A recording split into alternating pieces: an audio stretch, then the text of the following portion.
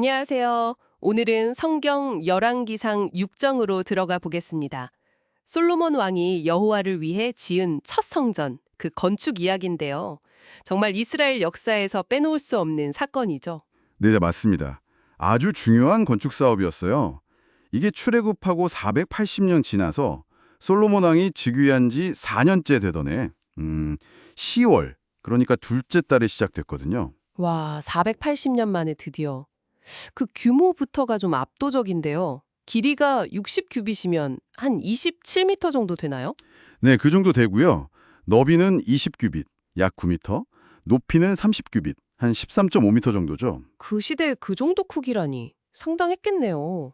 그리고 성소 앞에 주랑이라는 현관 같은 것도 따로 있고 창문도 그냥 창문이 아니고 뭐 창틀 있는 북박이 창문 이렇게 묘사되던데요.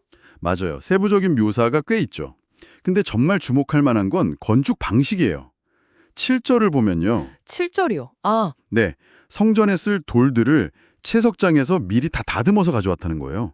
그래서 그 성전 지는 현장에서는 망치나 도끼 소리 같은 그런 연장 소리가 전혀 안 들렸다고 해요. 네, 소리가 전혀요.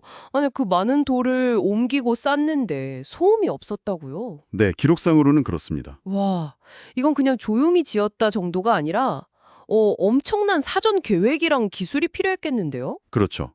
성전의 거룩함을 지키려는 의도도 있었겠지만 뭐랄까 당시 건축 기술의 정교함도 보여주는 부분이라고 할 수 있어요. 그리고 성전벽 바깥으로는 골방들을 덧붙여서 지었는데 3층 구조라요. 아, 그 다락방 같은 거요? 네, 맞아요. 근데 그게 또 층마다 너비가 달라요. 아래층은 5규빗, 중간층은 6규빗, 셋째 층은 7규빗. 이렇게 점점 넓어지게 해요. 왜 그렇게 다르게 했을까요? 이게 성전벽 자체에는 구멍을 뚫거나 해서 하중을 주지 않으려고 그 골방의 들보를 벽 바깥의 턱에 걸치게 하려고 그렇게 설계한 걸로 보여요. 아주 지혜로운 방식이죠. 와, 정말 치밀하네요. 겉모습이랑 짓는 방식만 해도 이런데 그럼 내부는 어땠을지 더 궁금해지는데요? 내부는 정말 화려함의 극치라고 할 수 있습니다. 일단 벽 전체는 백향목 널판으로 덮고요. 바닥은 잣나무 널판으로 깔았어요. 백향목, 잣나무 다 귀한 목재들이잖아요. 그렇죠. 특히 가장 안쪽 공간, 지성소라고 하죠.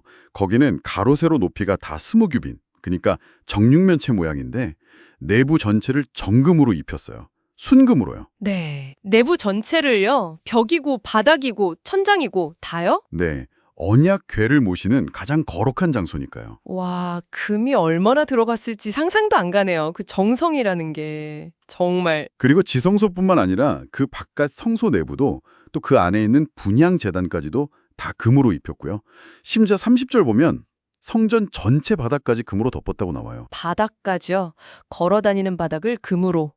와. 그리고 지성소 안에는 또 중요한 게 있죠. 감람나무로 만든 거대한 그룹, 영어로는 케루빔이라고 하죠. 이걸 둘 만들어서 뒀는데 높이가 10규빗, 한 4.5m 정도예요. 4.5m짜리 조각상이요? 네, 둘이 날개를 쫙 펴면 양쪽 벽에 닿고 가운데서 서로 날개 끝이 맞닿을 정도였어요. 근데 이 그룹들로 다 금으로 입혔습니다. 정말 빈틈이 없네요. 벽에는 또 구룹이랑 종려나무랑 꽃 형상 같은 걸 막 새겼다고 하고요. 맞아요. 아주 정교하게요. 문도 마찬가지예요.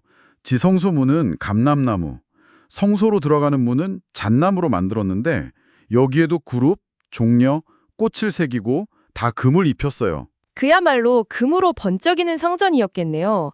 모든 곳에 의미와 정성을 담아서요. 그런데 이렇게 막 화려하게 성전을 짓고 있는 와중에요. 하나님께서 솔로몬에게 직접 나타나셔서 하신 말씀이 있어요. 11절부터 13절인데요. 아, 건축 중이에요. 완공되고 나서가 아니고요. 뭔가 중요한 말씀이셨나 보네요. 네, 핵심은 이겁니다.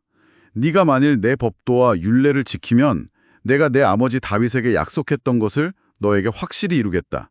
그리고 내가 이스라엘 자손 가운데 거하고 내 백성을 버리지 않겠다. 이런 내용이에요. 아, 그러니까 성전을 잘 짓는 것 자체보다 하나님의 말씀을 따르는 게 더 중요하다는 거군요. 그렇죠. 일종의 조건부 약속인 셈이에요. 아무리 대단한 성전을 지어도 순종이 없으면 하나님의 임재나 약속이 그냥 보장되는 건 아니라는 거죠. 와, 그 화려한 성전 이면에 이런 메시지가 있었다니. 이게 정말 중요한 포인트네요. 눈에 보이는 건물 자체와 그 안에 깃든 약속이 사실은 조건부였다는 거. 맞습니다. 이 성전은 결국 기초를 놓기 시작한 지 7년 만에 완공이 돼요. 솔로몬 즉위 11년째 되던 해 8째 달, 불월이라고 하죠. 그때 설계한 대로 다 마무리가 됩니다. 7년. 정말 긴 시간이지만 이 엄청난 공사를 결국 해냈군요. 네, 그 7년 동안의 노고와 정성, 그리고 그 안에 담긴 하나님의 조건부 약속, 이 두 가지가 함께 있는 거죠. 이 눈부시게 화려한 건축물 솔로몬 성전, 그리고 그 속에 담긴 순종이라는 하나님의 조건. 여러분은 이 관계에 대해 어떻게 생각하시나요? 네, 보이는 것의 대단함과 보이지 않는 약속의 무게 사이에서 우리가 무엇을 더 가치 있게 여겨야 할지 생각해보게 만드는 것 같습니다. 오늘 열왕기상 6장 이야기는 여기까지 나누겠습니다.